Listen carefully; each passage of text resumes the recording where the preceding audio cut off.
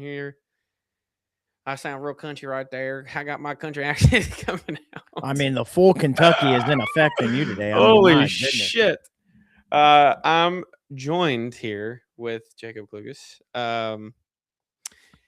As you all know, it is March Madness time. So majority of what we're going to talk about is about the tournament and college basketball in general. But we're also going to throw in a little bit NBA, talk about the expansion and flag football because why not?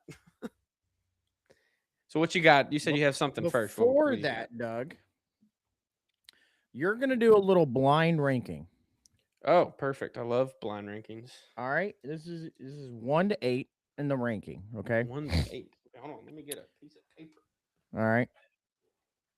Sorry, I did not prepare you for this. Yeah, that's fine. Whatever.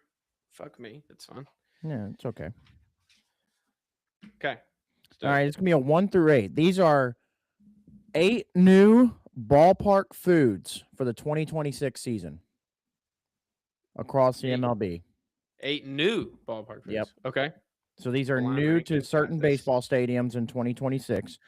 Okay. So I'm going to read these. This is this website's ranking, but I want you're going to blind rank these as I go through them.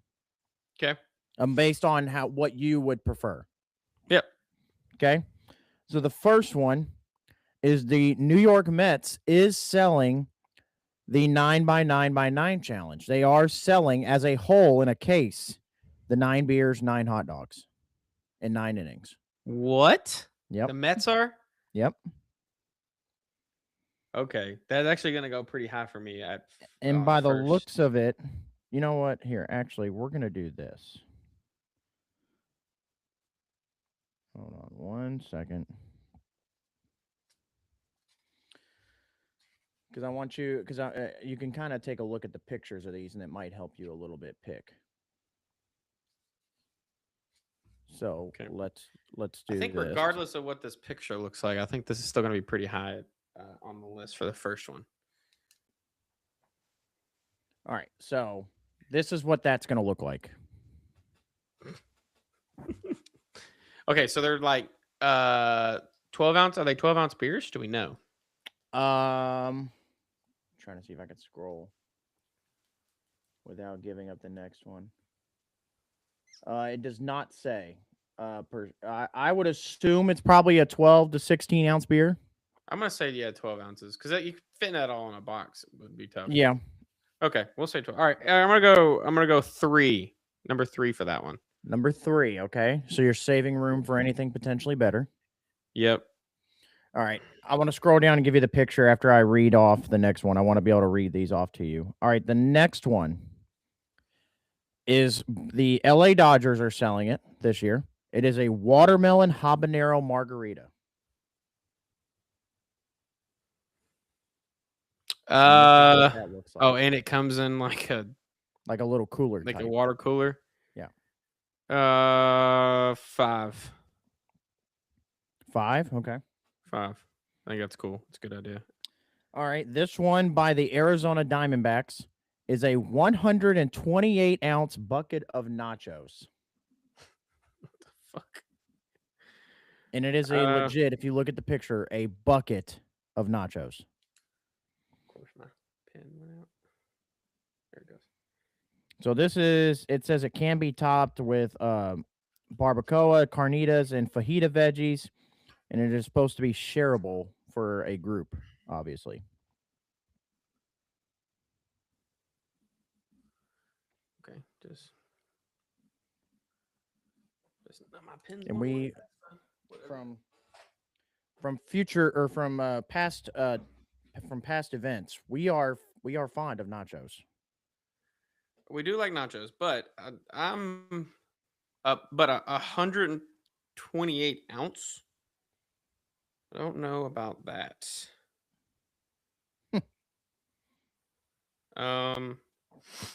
Give me a second here.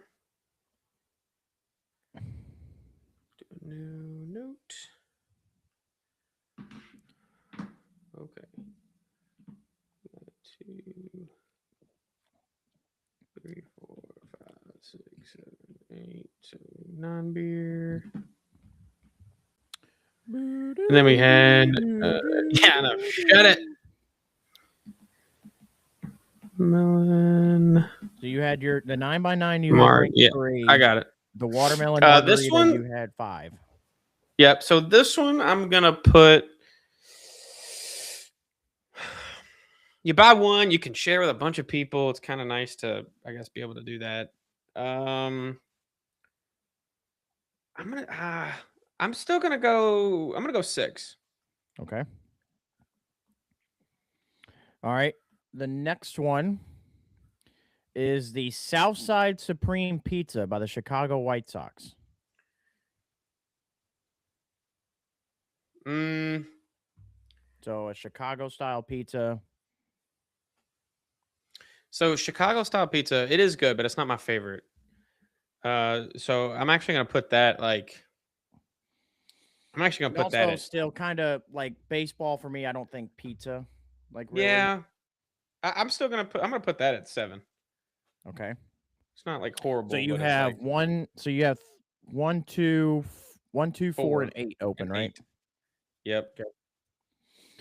All right. The next one is the foot-long elote corn dog, which basically, from the looks of this picture, kind of looks like street corn, basically, but on a corn dog. I hate corn. It's going 8. Okay. All right. So you have 1, 2, and 4 open for these last 3. Number 3 is called the Machete, and it's a machete-sized quesadilla. That's fantastic. It's gonna be hard to eat. By the Miami Marlins. By the way, the corn dog was also by the Arizona Diamondbacks. So that's the second one from them. So they're really going after some new foods. Yeah, so the Machete is by the Miami Marlins, and it's like I said, a machete-sized quesadilla. And if you look off to the side here, I mean, look at the box this thing comes in. Yeah, I mean, it looks legit. If they cut it, it doesn't look like they cut it, but if they cut it for you and like it also could have just been for a picture that they. Yeah, if they cut it in chunks, that's good. Yeah, I'm gonna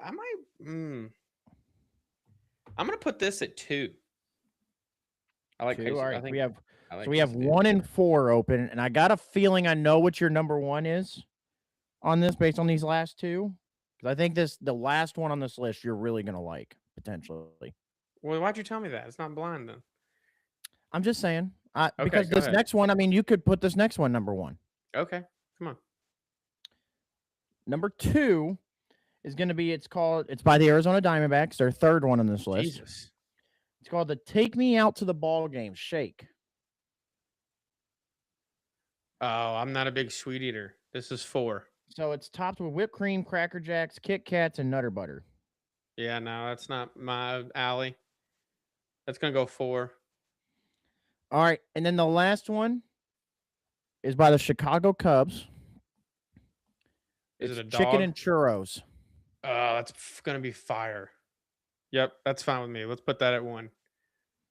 What a great idea. Chicken and churros. So it says, as someone who has a hard time resisting your urge to order chicken and waffles on the menu, I would definitely have to pull the trigger on a twist of chicken and churros. Deep fried chicken thighs paired with a churro. So it's a chicken thigh. Oh, even better. Yeah, mixed with a churro. Totally fine with this list. Drizzled in ancho syrup and served with strawberries. Yeah, that shake was too sugary. Like, this is sweet, but it's not like, but it's savory too, which I like. The chicken kind of saves it. Yeah, but that's too much. I agree. And I like shakes. I'm a big shake person, but this is way too much going on. Yeah. What the heck? Yeah. Okay. Yeah. When I looked at this, I think my number 1 would have been the chicken and churros. Well, probably my number 1 would probably be the 9x9x9 challenge, just because. Yeah, because I've always wanted to do that. If you wouldn't have put that first, which I know that's why you did that, I probably would have put that at 1 because it's been a challenge I think we both wanted it to do. Yeah. For a while. So, but if I had to change something else, I'd put the shake lower. Yeah, I feel like for you, the shake would probably be number 8, and then you would probably even. No, I hate. Or corn. Maybe 7. The corn would probably be 8, and then the shake would be 7. Move everything up. Yeah. Move everything up and move the shake to 7. Yep. All right. Sweet. That's a lot Well, of new there you food, though. go. Arizona Diamondbacks just out Yeah, there they just just said, "Hey, we're marketing gonna." team's going crazy. Yeah, I mean, hey, they're trying to get people into the stands, I guess. Yeah, it's work. I guess it might work. We'll see. So, all right. Well, with that being said, let's move into the NCAA tournament. Before we move on, every year we do. Part of the reason why we're recording a day later than what we usually do is because we wanted to get through the first weekend of the NCAA tournament, so we can get into the Sweet 16 because every year we do the ESPN second chance bracket from the Sweet 16 on. Now, I will say, Doug, um, our bracket was doing so well prior to yesterday. Well, Florida kind of fucked everybody. Yeah, Florida messed us up. I mean, Florida took out a Final Four team and a national championship team in the the game. We Yeah. picked Arizona obviously, but we picked them to play against Florida. And yeah, so I mean that knocked out a lot. But prior to yesterday, we were sitting in the 99.8 percentile. We were doing really, really good. Iowa over Florida, obviously, like we just said, really messed us up. Virginia losing to Tennessee messed us up. Yeah, and I mean it was like I said, we were sitting really good. Miami losing yesterday really messed us up. So we were sitting really good up until yesterday. But with saying that, I mean, here's my thing. People immediately go to all because we don't have, like, let's just say, like this year, we don't have a High Point or somebody in the Sweet 16 that they're just like, oh, see, NIL has just killed college basketball and everything. And I'm like, we have still had like Texas being in the Sweet 16 is a shocking thing. Yeah, I mean Like, they're a good team, but yeah, you're right. like Texas was when Texas was a play-in team. They had to play a play-in against NC State to get in, and now they're in the Sweet 16. That's shocking. Like, I get it. It's not your small school that you want. It's a big name, SEC school, but that's still shocking. Like, even High Point being, beating Wisconsin in round 1 and then pushing Arkansas to its limits, still a very shocking game. Yeah. In an outcome. I mean, and really outside of that, Iowa beating Florida is I mean, I was going to say Iowa beating Florida is one. I was still scrolling down the bracket. I mean, even Tennessee beating Virginia. We were talking about last week while we did. Yeah. I mean, we had Tennessee losing round 1 because we were like, Tennessee's just been so up and down this year that I can't trust them. But now they're playing in the Sweet 16. Well, welcome to March. So, I mean, don't give me this NIL's killed the tournament. It hasn't. And also, I understand we all love a Cinderella, but at the end of the day, I want the best tournament possible. And if that means the best teams moving on, so be it. Yeah. And like, I feel like NIL and basketball is it's quite different than obviously in football.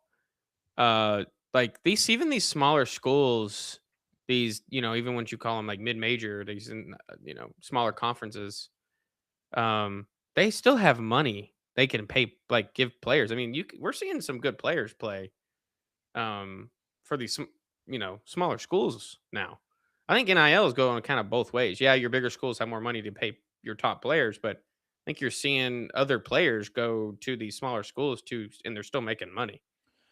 Well, yeah, and the best part of that whole scenario is I'll go back to mid 2000s, let's just say. These players at High Point, schools like High Point and all that would have breakout games in the NCAA tournament, there was no option to transfer.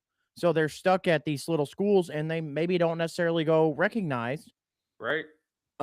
For as far as NBA or anything like that goes. Now they have a great NCAA tournament. Now they got North Carolina, Kansas, Duke, Kentucky calling them because they're like, yo, we saw what you did in the tournament. Would you like to come do it here? And now there's an opportunity for them that wasn't there for them 20 years ago. Yeah, and these Yeah, these guys. Yeah, the 100%. I think that's people need to chill out on this stuff a little bit. I mean, there needs to be regulations on it for sure. For sure. But which is a whole different topic we'll probably cover later down the road. But I mean, yeah, people need to chill out. This honestly has been a very exciting March Madness so far. So, and we're still got a lot of basketball to play. Yeah, for sure. And it's just like my thing is, the excuse me, the way that this has gone for coaches, like forever, if you've had a team like, I keep using High Point, but like High Point, like where they make a run like this, their coaches get promoted to the big name schools. So why can't Yeah, the players get the same opportunity? and they will. Some of them will. So, all right, now in saying that, both of our teams, being Kentucky and Louisville, lost in the round of 32. Which we predicted. Yeah, correct. Well, to be fair, both you predicted Louisville to lose in round one, which I talked you out of, and then vice versa. I predicted Kentucky to lose in round one, and you talked me out of. So, One was a lot closer than the other. yeah. So, Doug, I'll let you start. Where does Louisville go from here? What needs to happen? Oh God. I think you. I'm just going to give you my forecast of what I think really is going to happen um, next year. I think. Uh, here I'm gonna give you my forecast of what I think's going to happen. Then I'm going to tell you what probably should happen. So I think what it's gonna he's Pat Kellis is going to do exactly what he's done this year, and but I think you're going to see him clean house a little bit. We got a lot of people moving on, and uh, there's only going to be a small number of players that come back next year, maybe 2 or 3, maybe. Um, but honestly, I don't know how much changes he's going to go off of. I've heard that he's a very analytical coach, and he goes and his philosophy is based on that, on the data, which is why they shoot so many threes. And I think it's going to be the same. I kind of think it's going to be the same thing. I'll be honest. But what should happen is that he needs going to have to change his philosophy on you got to have a front court presence. You got to have somebody who can protect the rim and has some sort of a fucking post game. Good God. Our guards were not the problem this year. Even with Michael out, Conwell was one of the better scorers in the country still. And McNeely, he kind of turned it on in the tournament, but good. He was kind of a bust. But this whole season was a little weird anyway, just because of the whole Michael Brown situation. But they have to change that front court mentality. They need to get some big guys in there who can play in the post. And then the coaching staff is the next piece that needs to change. I understand the loyalty you have to your guys from the mid-major programs, but the point of having a great staff at a what's widely considered as a blue blood school, and where the tradition and the standard is higher than every other school that you can think of in our eyes, is you got to have coaches who can develop players. And that clearly our front court was not developing, and the guards kind of were the same all year. That I feel like there wasn't much different from the beginning of the year other than Michael Brown not playing. So that has to change. He's going to have to change coaches. He's going to have to go get coaches who can develop players. He's going to have to spend some money on a better coaching staff. And then to me, if you're going to go with the whole, you got to obviously get a recruit, but nowadays, man, you got to have athleticism and defensive mindset. Our defense was horrible. It's not like horrible. Like I said, man, I'm just a little upset with it, but it wasn't like horrible. But they need to work on their defense, and to be a better defensive team, you have to have better athletes and a little more length.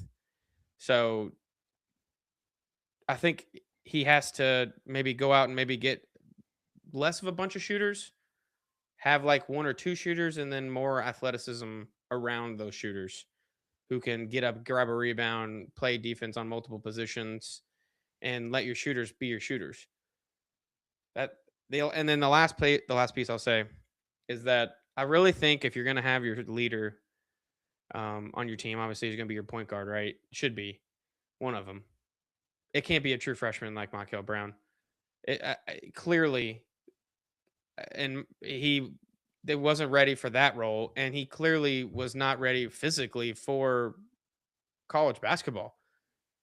Uh, you got to go get a veteran guy out there. That's why Chucky Hepburn was so loved because he did everything and left it all out there. He was ready to pretty much down that court for Louisville. These freshmen aren't ready to do that. They don't know what that's about yet. So, to me, if you're gonna go get a leader out there who's for your point guard position, it has to be somebody with some experience.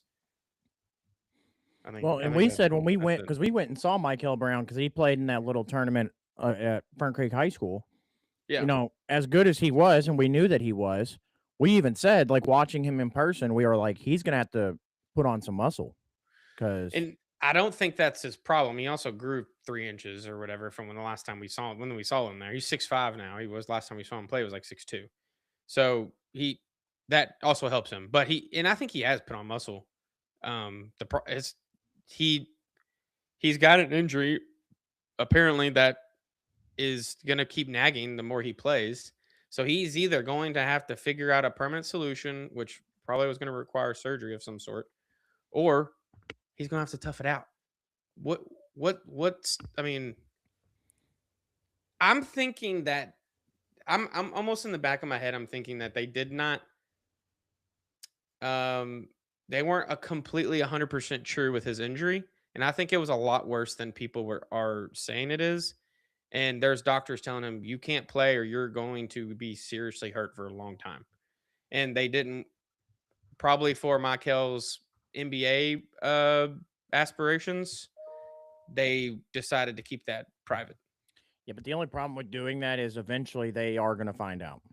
Oh, they're gonna find out. But I think they're gonna try and get that fixed before that happens. Because honestly, if he doesn't get that fixed, how does he keep playing anywhere? Well, even if they get it fixed before that time comes, they're gonna get all his medical reports from the time he was like, because they're gonna ask about those.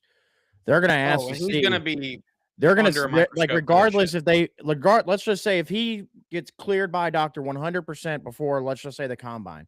When that combine comes out, if you don't think those GMs and those scouts and everything aren't gonna get a hold of those original, you know, test results and everything and see that, they're mistaken. They're gonna see But that regardless. I'm giving him the benefit of the doubt because really though he's out there practicing and shooting around and all that, which is a bad look on him and his team, and for like his dad and like his people, and for Louisville because uh, these fans are looking at this like, why is this dude not fucking playing? If he's that hurt, he needs to go sit down. Why are you out there shooting around in layup lines and doing everything that the players are doing, but you're just not playing in a game? What are we doing here? Yep. And we're paying you. You're probably our top paid player. So get your ass out there and play. I Trust mean, me. what? I I just watched us pay 2 mil to Jaden Quaitons to play all of 20 minutes this year. Yeah, that sucks. And that is the bad part of NIL. Like that's where the regulations have to come in. There's got to be There's got to be um, some kind of game or minutes restrictions on these, something, man. I like mean, to ensure I know that you're injuries at least happen, but geez, to ensure that they're at least playing. yeah, they can Like give. This is gonna have to be like an NBA, NFL, any of these contracts you can where you do have to like have a guaranteed money. yeah, you can do like a hey, you can have your 2 mil that we're gonna give you. That could be your guaranteed. But I'm just like like you got to throw the incentives in there. Like if you play 15 plus games, you get this much extra. If you play No, no, 20 no. It games, you get this much can't be like extra. that. It can't be like that. That has to be Sure you can. included in that 2 million. I don't. You're not gonna be able to do that, unfortunately, Why? because there's got to be guaranteed money, and there's gonna be Yeah, guaranteed they money can in there. guarantee you 500,000 if you only play half the games. Yeah, but unfortunately, then I mean, for better or for worse, whatever the case may be in that situation, they're just going to go elsewhere because somebody's going to give them that money. Like I said, for better or for worse. But well, what I'm saying is that's where the regulations have to be in play. You have this set amount you want to give this player, but out of that set amount, they have to do this, this, this, and this before they get that set amount. And if they don't, but here's your guaranteed, $750,000 that you will get, but we need you to play for our team. This isn't like any other contract with no, that's professionals. what I'm. No, I get what you're saying. I'm just saying, for better or for worse, there's going to be, because they're not going to be able to make that an NCAA wide thing. That's going to be based off whatever the school wants to do. So that's what I'm saying. For better or for worse, that's players just going to go elsewhere to another school that is going to give them the $2 million and do the incentives elsewhere. Yeah, I don't know. We can talk about, but the NIL conversation we could talk about forever. Yeah, because it's all jack the fuck up. But that's my take on Louisville, and I think the fans express my frustration as well, because I think Kelsey had some bad takes this year on like when the media and stuff like that. I mean, I think he's feeling the stress a little bit because I think he knows that, if this, I know even the second round of the tournament, which I know has been a lot better than we've been in the past, 7 years or whatever. But the standard is still the standard where at Louisville. So, I mean, he's going to have to eventually make it past, the first round for second round. I mean, eventually, that you have to keep building. If you don't make it past the second round next year, that they're going to start asking questions. Yeah. I know you had a lot of seniors and/or like we talked about Mike Hill Brown, who's probably going to the draft. But is there anybody from this team that you think returns?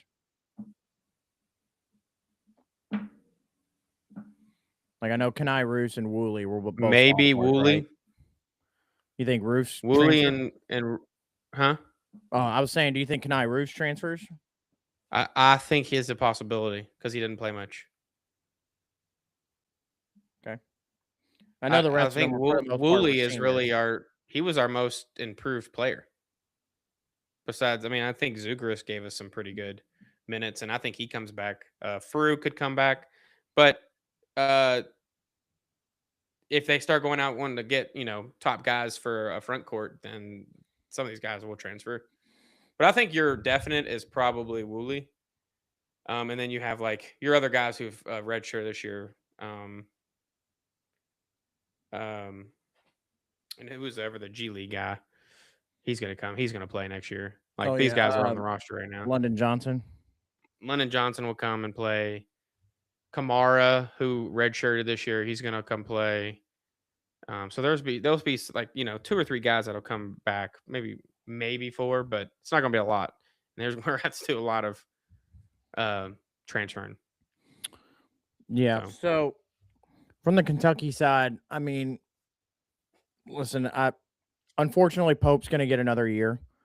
And I think next year is going to be, well, I think he's going to get it just because, he is still new. It's only his second year, but they're going to hire this new AD, and whoever the new athletic director is, which God help us all, it's not who I think it is, but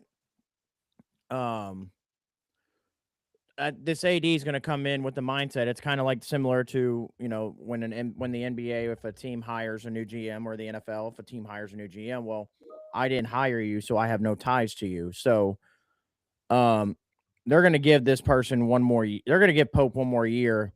If there's no either signs of life or, we don't make a deep tournament run, at least to the Sweet 16 or an Elite 8 next year, Pope's gonna go, and they're gonna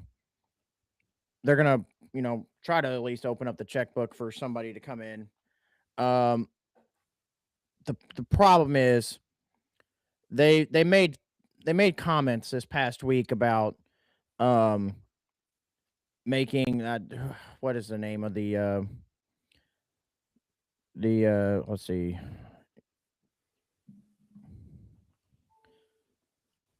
What's his name? No, that's not what I wanted.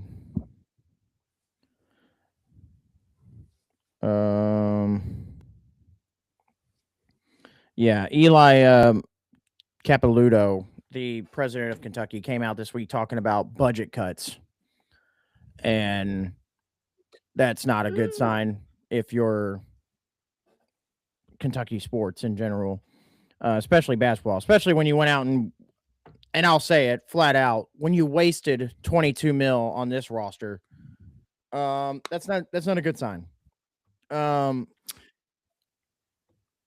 then Pope made comments after the game yesterday about, we want people to come here that, that wants to be a Kentucky and wants to play for Kentucky. Brother, 15 years ago that would have worked, maybe. Obviously not under Cal because people were going to go to Cal regardless. But, 15, 20 years ago, you can pull we want people to be here because they want to be here. I'm sorry. This is not the era to do that. You can't just do we want people to be here just to be here. I would love to have people come here because they want to be at UK. The unfortunate side of NIL and everything is they're not there to be at the university. It's a business decision. I think a lot of people misunderstood the Calipari effect versus the Kentucky effect for the past however long he was there, 10 years or whatever. Yeah, I mean, it was all. You know what I mean? It was definitely the Calipari effect. Definitely the Calipari effect. And he got all those guys to the NBA. That was the reason they played for him. Correct. And yes, it helped being at a bigger school like Kentucky to be able to do that. For sure. But yeah, it was still the Cal effect. So unfortunately, you can't use we want people to be here because they want to be here, because in the NIL era, it's just not going to happen. No. Now, what I think they should be doing is you go out, you got to go out and just go get whatever you believe is the best player, or just whoever is the best player. That's who you got to go try to get. And Terrence Jones had a quote, and he was like, part of the reason I picked Kentucky outside of Cal, he said, he was like, he said he picked it because of Cal, and now he loves the University of Kentucky. He said, you got to go get people, the best people, and then once they're in your building, teach them to love Kentucky. And yeah, that's what you got to do. And I just don't know, if you're truly making budget cuts, you're not going to hire a GM. I just cannot imagine that this roster looks any better this year or next year than it did this year. Really? I just can't imagine it. Now, I think granted though, beginning of this season though, on paper, it looked like this team was going to be very good. Well, yeah. So barring a couple injuries, I do think that that's different. We're telling a different story. Correct. But here's the thing. You can use the injury to Jalen Lowe as kind of I don't want to say an excuse, but like as a thing to use for this year, because that was a freak accident in practice that happened. Right. But you knew JQ had a torn ACL coming into this year, and you still got him. True. You took a risk. And obviously it came back to bite you in the ass. So you knew the risk of that. Jalen Lowe was a freak accident. That happened in practice. Nobody expected it. It just happened. But I don't know. So I look at this team now. If I'm going up and down the roster of people that can return, I think Colin Chandler obviously comes back for another year. I think Cam Williams comes back for another year. These are all the people I think that are probably for sure in to coming back. So Colin Chandler, Cam Williams, Braden Hawthorne, who was a freshman that redshirted all year, probably will be back. I think Andrea Yelovich, as long as I don't know how Pope feels about Yelovich. I really like Yelovich. I think the potential for him is there. But I think Yelovich comes back, and then Malachi Moreno comes back. I think the question marks are Mohamed Diabate, and Jalen Lowe, because depending on what they do with the transfer portal, I don't think Mo or Jalen are going to want to spend their senior season coming off the bench. Now, if Pope's smart, knowing our track record with point guards, regardless of what you go get at point guard, I think you talk Jalen Lowe into staying. Now, whether he ends up being a starter next year or he does come off the bench, I think you just got to talk just because of your point guard situation for your 2 years here of both of them getting hurt. You got to make sure the depth is built up there. And Yeah. so regardless of what you do at point guard now, unless Jalen Lowe wants to walk and you can have 2 other point guard options coming in, then you can let him go. And then Mo Diabate, I don't know if he's going to want to spend his senior season coming off the bench, pending obviously what they do in the portal. But I think the for sure transfer is going to be Jasper Johnson. I think Jasper, in his heart and probably all around, wants to be at Kentucky because he is a Kentucky guy. The problem is I don't think Pope's going to want him back. And so I think it's going to push him out the door. And which is disappointing because I feel for Jasper. I feel like the talent is there. He can be there. I feel like Pope just killed any bit of confidence he had. He killed it this year. Because anytime Jasper got into the game, if he did one thing wrong, he sat on the bench for the rest of the game. And you can't do that to a player. Like, it just kills all confidence. Yeah. You got to let, I understand at some point you're not going to let him do it for so long if he's not showing signs of improvement. But I can't see the improvement if game in and game out, you're yanking him after one mistake. Like, you got to let him fight through and figure it out on his own a little bit. But I think all those guys return and or transfer. I do think, because I believe Bill Self is going to retire, and I think that's going to push him away. And then the NIL deal, I do think Kentucky's going to end up with Tyron Stokes. Again, for better or worse, I think it's going to be they sign him and essentially give him whatever money he wants because Pope's going to freak out and not have anybody for this class, so he's going to go get him. And again, I'm indifferent on Tyron Stokes. The talent is definitely there, but for me, he's just a LaMelo Ball type where it's he doesn't seem like he takes anything seriously. And I don't know, with you already kind of being a laughing stock right now, if you can afford to do that. And we saw with, whether it was true or not for Michael, if he sat because of his draft or if he was actually hurt. And then we watched Darren Peterson this year. Who's to say Tyron Stokes ain't going to do the same thing? So, yeah, that's the problem we're having with these top freshmen coming in now. Now, granted, I was saying we're a lot of it this year because this freshman class is very, very good. Correct. And maybe won't see that as much in the next, maybe next few years or something. But we're still. I mean, I think you're still going to see it with these top guys who build, these 18-year-olds who think they deserve all this money because they're that good. But I mean, again, eventually we're going to have to put some regulations on this shit. And then the one I left off, because I kind of hope he just leaves. I know he had a great game, but Brandon Garrison, he already said he wants to come back. You don't want him?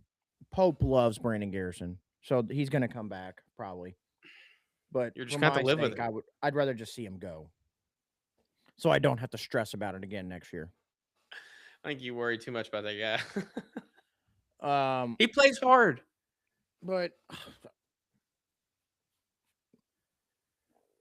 doesn't matter. Okay. I mean, I guess. Well, my favorite going forward is now that I think St. John's gonna have a lot to prove here. I was, as a Louisville guy and just a fan of coaches and old time coaches, I guess. Rick Pitino is arguably one of the better coaches ever. Could be the best, other than if you want to take out Coach K, I guess. But I mean, for me, I like St. John's. Honestly, this Duke game is very winnable for them.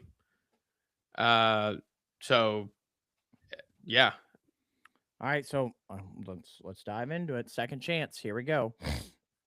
Second chance. So let's Duke St. John's. Let's just dive right into it. Are we gonna rock with St. John's? I rock with St. John's in this game. I really do. I'm with it. Yeah. I think Duke's shown some weakness in this tournament, definitely with the depth at the guard position and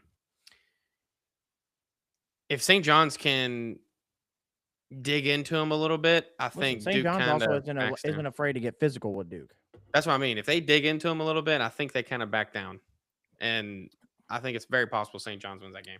Now I think the that's the difference next in this upset. game where Duke could take advantage is Duke's a better shooting team. They So are.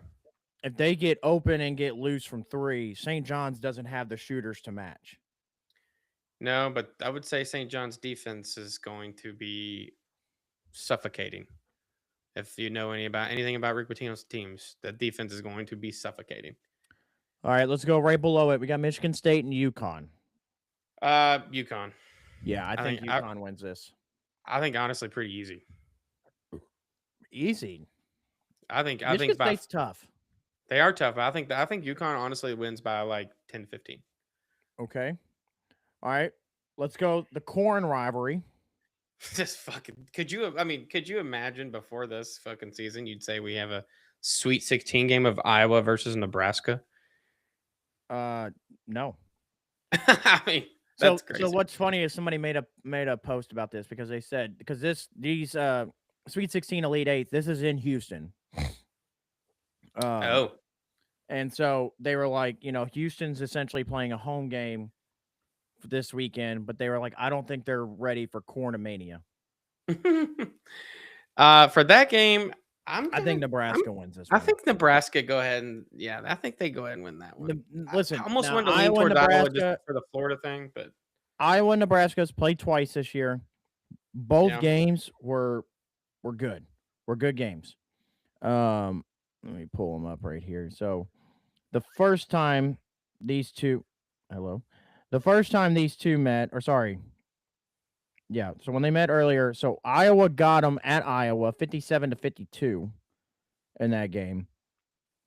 And then Nebraska beat Iowa at home, but it took overtime. So this should be a good game, but something tells me I've watched Nebraska in their first two games. They play really well as a team. And something tells me Nebraska's going to, I don't want to say blow them out, but this could be a 10 to 15 point win for Nebraska. Oh man, I just have a hard time believing that because of the way Iowa just beat Florida. Yeah, but for me, for games like that, that's your Super Bowl. So like I don't know how much more Iowa can give you is my thing. Okay. Houston and Illinois should be a good game, but I think Houston wins this one. Yeah. Arizona, Arkansas. I don't know if this game is as close as people are thinking. No, Arizona I think wins by a lot actually. Like I get it. Arkansas High Point gave Arkansas some fits. Arkansas is everybody's favorite team right now because Darius Acuff is everybody's favorite player right now. Yep. But Arkansas just doesn't have the size and the physicality to match Arizona. Texas and Purdue. The Texas little Cinderella run has been great, but I think Purdue wins this one. Yeah, Purdue's been actually looking pretty good, which is still a team you just can't trust, though. I don't know. They're just one of those teams that it's ever since their conference tournament, the Big Ten tournament, that they flipped a switch now, and they're a way different team than what they looked like in the regular season. Yeah. Michigan, Alabama. I think Michigan wins this one. Moves forward. And then Tennessee, Iowa State. I think Iowa State moves forward with this one. So we have our Elite Eight. So we have a St. John's UConn rematch for the fourth time now this year. Give me St. John's, baby. Yep, I think St. John's gets it done again. I mean, Ricky P's owned them the past two games they've played. And I think give me St. John's. All right, and then Nebraska, Houston. The Nebraska storyline's been great, but I think Houston wins this one. Yeah. Let's just go across here. Michigan, Iowa State. I will say if Jordan Jefferson truly is not going to play the rest of this tournament, Michigan, it hurts their chances. It does. If Jefferson was playing, this game is a lot closer, and probably I would be hesitant to pick Iowa State, but I wouldn't be, I wouldn't feel bad about it. But without that, I think Michigan wins. And then Arizona, Purdue, I do think Arizona ends up winning this one. Yeah. All right. So we'll stick over here. The Johnnies versus Houston. I think I think Houston actually probably does win that one. Yeah. But as much as I want St. John's to win that as a fan, but I think Houston. I think the teams are very similar.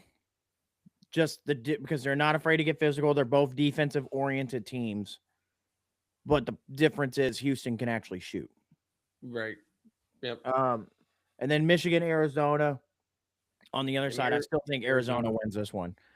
I mean, Arizona has just shown us nothing that would, and honestly, I'm still picking Arizona over Houston to win the Natty because Arizona's shown me nothing to make me even be hesitant to pick against them. Still, yeah. No, Arizona's. They were my pre-tournament pick too, so individually, but yeah, there you go. So After basically, the first weekend. Well, no, because we had Duke in Florida, so same on the other side, but new Final Four teams on the left side of the bracket. So we got the Johnnies and Houston, with Houston playing Arizona in the Natty, Arizona winning the national championship. There you go. All right, so we talked about blue bloods earlier. Let's talk about another blue blood, North Carolina. Do they fire? Do they fire Hubie? I think you have to. I think it's been too long. If we're going to be real with ourselves, the only thing that saved Hubie this long is the fact that they went to the national title back in 22 against Kansas. And let's be real, he did that with Roy Williams' team. And ever since then, it's been not so great for North Carolina. Yeah. They haven't really recruited the greatest. I mean, they've had decent recruiting and transfer portals, but not to the ability that you would think a North Carolina would. And listen, I said this yesterday. You were shocked that I said it. We're going to be completely 100% real. When you're taking everything into perspective, North Carolina is probably the best job in the country to have. I still think that's a freaking hot take. I think it's North Carolina, Kentucky, and Duke. But when you're taking everything into perspective, like, I mean, Duke's the same way, but North Carolina is, and Kentucky kind of is too. They're kind of, I don't want to say transitioning, but they're more open. North Carolina is a strict basketball school. Yeah. So everything, money-wise and everything, is going to go to basketball. Yeah. Now, again, Duke's the same way. Duke's a little bit more, I would say, a little bit more open than North Carolina when it comes to football because they've actually had some good years. Same with Kentucky. Yeah. Now, I think with the new era of Kentucky, they're more open to, giving a little bit more money to the football team with Will Stein and them. But for North Carolina, they went and got Bill Belichick and everything, and you had that crazy-ass storyline all season.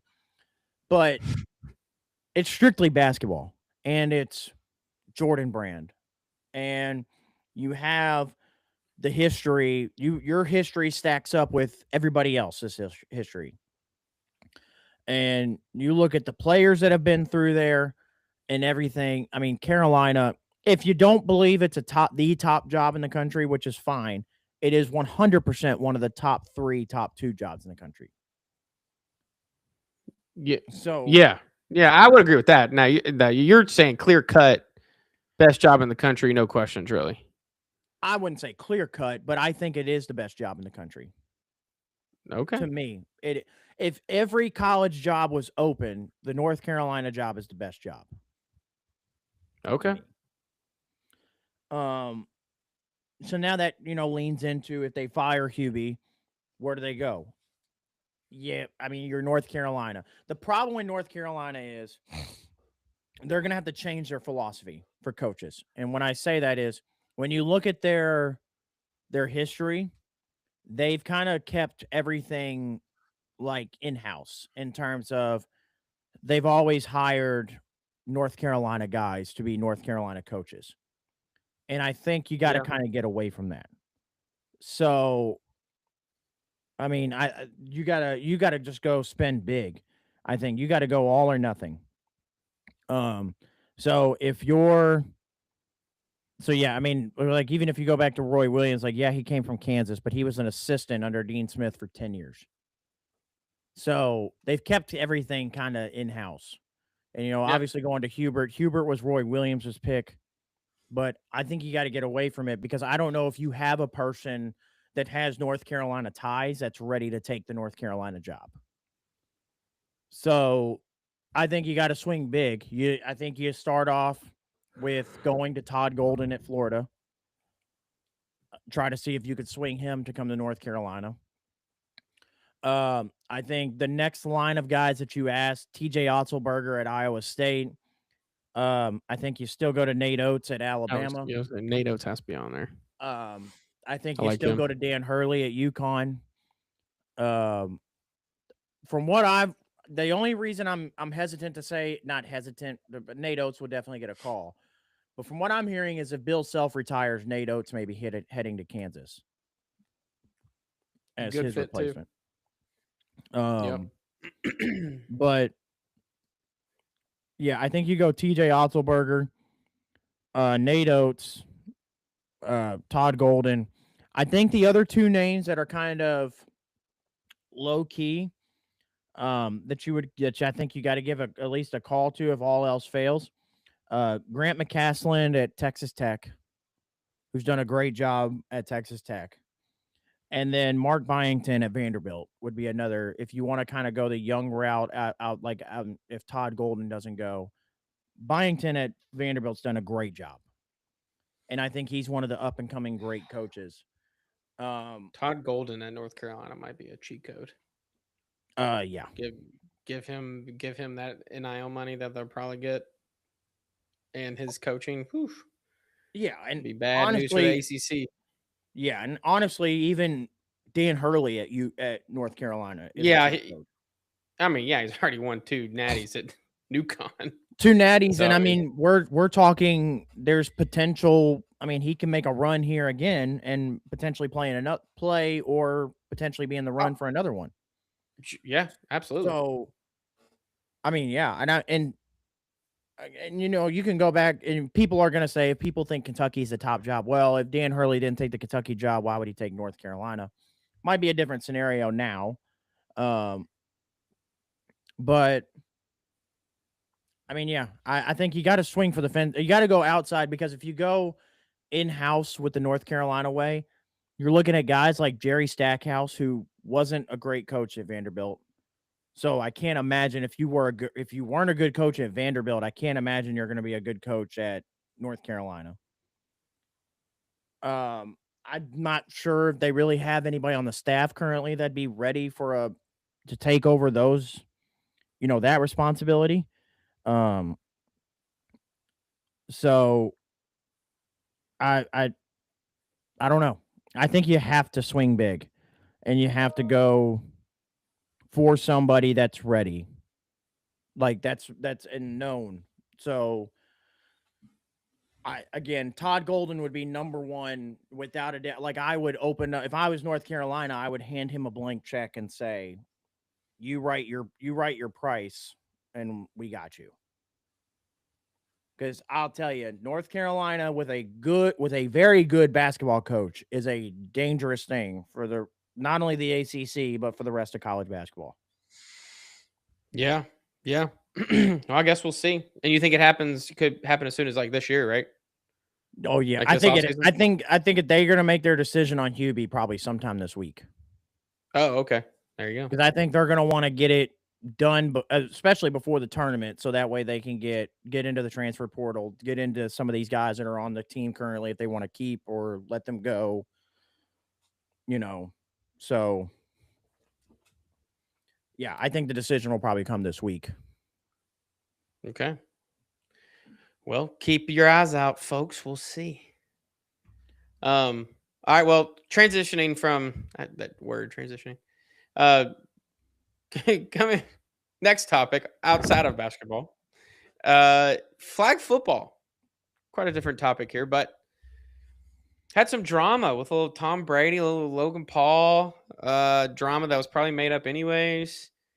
Yeah. Because he came out and apologized It was all for show. Let's be real. for show. And Logan Paul knows him and his brother are the ultimate marketers, performers. They know exactly what they're doing. And Tom Brady and him, Tom Brady's not a dumb man himself. no, he gets it. But They're trying to put attraction onto this flag football thing. correct. But let's talk about the other side of what happened this weekend. So they did essentially Team USA versus they put together two other teams and did kind of a tournament style. Now the Team USA is what actually is like what I guess what you would say is professional flag football players. And then the other two teams were put together of celebrity / NFL players. And that Team USA put belt to ass on the NFL players. And if you remember a couple years ago when they announced that flag football was going to be an Olympic sport now, the flag football, the professional flag football quarterback, what was his name? USA flag. What was his name? Yeah, Daryl Doucette. He came out and he said, I remembered his last name. I just couldn't remember his first name. He came out and was like, I'm better than Patrick Mahomes when it comes to flag football. And, all of us, myself included, were like, you're fucking insane. Like, but as we saw on Sunday, now obviously Patrick Mahomes not playing in this, he may have a point because they, like I said, I mean, they literally destroyed the NFL players. Now, my rebuttal to all this would be, if you watched, and now I didn't watch, but I went through and watched kind of a lot of highlights / I did watch a little bit of it. I went back. Now, I will say the NFL players, as they got deeper into the event, started picking up on what they could and couldn't do and what the rules were and everything. And you could see that the game was starting to switch a little bit in terms of, but the game was so far ahead where USA was so far ahead, it didn't matter. So I would say probably give the NFL guys a year or two before the Olympics of learning what the rules are and learning what they can and can't do. The NFL guys are going to be the better option. But in the meantime, if they're not ready, you got to send out these professional flag football players. Because some of the stuff they were doing, like just in terms of like in game, these NFL players were just not ready for. Well, like you're saying, though, it's just a different game, though. Like it's the strategy is completely different than what they would be used to in like 11-on-11, tackle full pad football. So, like you said, I think it's just going to take time for them to learn. And once they do, they're still the best athletes out in the world for football. So, I mean, there's no chance in hell you don't put like Justin Jefferson, Jamar Chase, these guys out there on the fucking field. I mean, hell, even the guys that don't play, because, I mean, did you see Odell's catch this weekend? No. I mean, Odell was doing Odell things. That's what I'm saying. Like, even like older players are still out there balling. I mean, it's just these guys are freak athletes, especially at the receiver position where that's all flag football is. So it's all skill position based. Yeah, it's all skill position.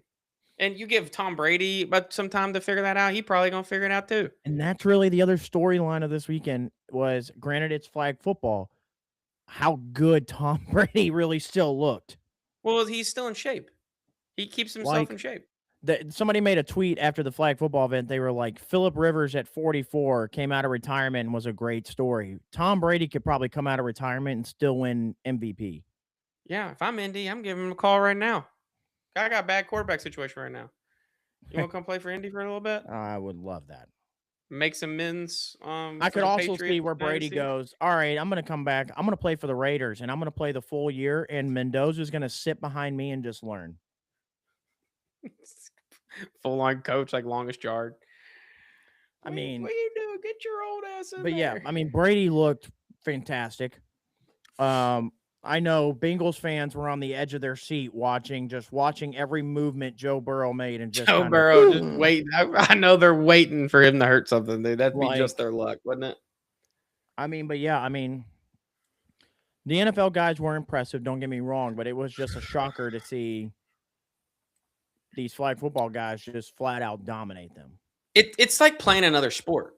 It really is. Like, yes, you can still be an athlete and still be good, just like any other sport. But to be at compete at a high level against these guys who've played the sport their entire lives, it's completely different. But like you said, athleticism, athleticism will transfer to this game. They just have to learn how to play it, and maybe it's a mix. Maybe it's a mix between some NFL players and some professional flag football players, and that's our Team USA, and we go out and they're just completely fucking dominate everybody. So that's ultimately what I think happens. They just make it a mix, and you have guys that know the strategy. Plus, you have the freak athletes out there in NFL. Like, here, just do this. Yeah, Okay. I think that's what does end up happening. I think the first year, at least, we'll get probably a little bit of a mix of guys. And then probably by 2032 at that Olympics, you'll probably see more NFL guys for the flag football. Probably. NFL might turn flag for long. I mean, it's very possible. So, all right. Last subject of the day. Let's talk about NBA expansion. The league came out and said they are officially going to talk about expansion going into this year's league meetings at the end of the season. And they said it could come as early as 2028. So the two teams that are probably going to be expanded on is Vegas and Seattle. And Seattle, yeah. Yep. So here's my take on it. I don't think the league can afford to expand, and not money-wise they can't afford to, because Vegas and Seattle both would be very wealthy franchises in terms of big market. But you don't have enough talent in the league to expand. Like, we're talking about teams, tanking and whatnot as is. You got teams like the Brooklyn Nets and all them that just haven't been good for how long, no matter if they've been tanking or not. But you're telling me adding two more teams now, it's just gonna be a good product still? I just can't believe it. I don't think there's enough talent, big time talent, to expand. And you already have an issue now. So my thing would be, let's not expand. Let's get rid of two teams and put in Vegas and Seattle instead. I don't think, like, let's be real, and no disrespect to these guys, these cities or anything going on, but I don't think we're going to be upset if we got rid of teams like the New Orleans Pelicans and the Memphis Grizzlies. Like, if we're going to add, I'm all for adding Seattle because I want to see the Supersonics back. It'd be great. I'm all for adding a team in Vegas. I think the team in Vegas would be fantastic. Yeah, that's going to work regardless. But I just don't think you can expand to 32 teams. I think 30 is about your cap. And if you're going to add two teams, we got to get rid of two teams. I don't disagree. The only thing I do disagree with a little bit is the talent situation. I do think there's maybe more talent. It's just it's front loaded talent on certain teams, which I'm not saying will change, but it may spread out a little bit. I'm more concerned, and I like your idea about let's take two teams out and put those two teams in. That makes sense. I'm more worried about more of the talent situation. I'm more worried about they're just in a bad spot as is. Viewership's already down. I'm sure money's down. I mean, and you're talking about expanding to do what? I mean, nobody's watching as is. You think adding two more teams is going to just spread the load out to try and let people watch more? I don't. I just don't see it. And if you're saying what you're saying is right about the talent situation, that's gonna make it 10 times worse. Because now Yeah, you're gonna watch these teams suck even more than like the New Orleans Pelicans. yeah, and that's my point. So, like, if you look at who's like, low in the NBA, like in terms of like their like the Kings, the Jazz, um, the Wizards, the Pacers, the Nets, the Grizzlies, the Pelicans. Dallas is very marketable, so I won't include Dallas, but they're down there right now in terms of standings right now.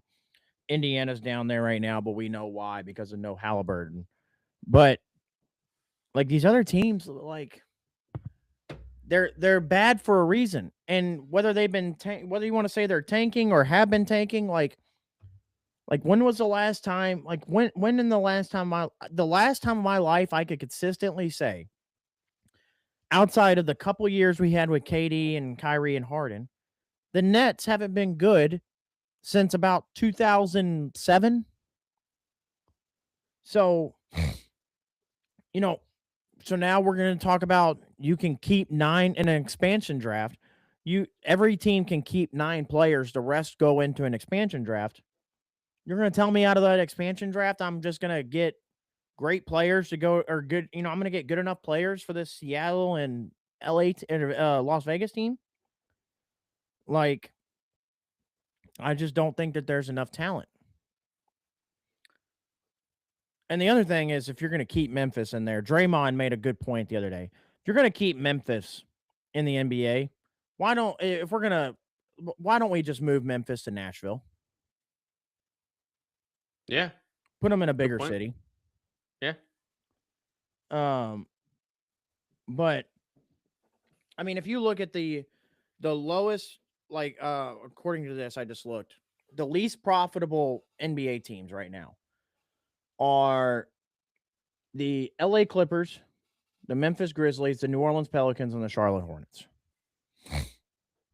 You can get rid of one of those two teams. And like I said, Memphis and New Orleans could be the two for all I care. Because it's already stupid enough that they're considered Western Conference teams when they're clearly on the East Coast, essentially. But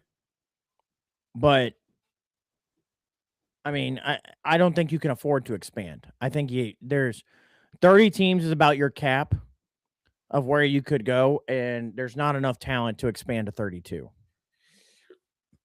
Yeah, I mean, I think it's a horrible idea, just all around. This actually will go to show, or this goes to show that the leadership in the NBA has no fucking clue what they're doing. They have no clue how to fix their problem, and the NBA is a dying sport. It's a dying sport.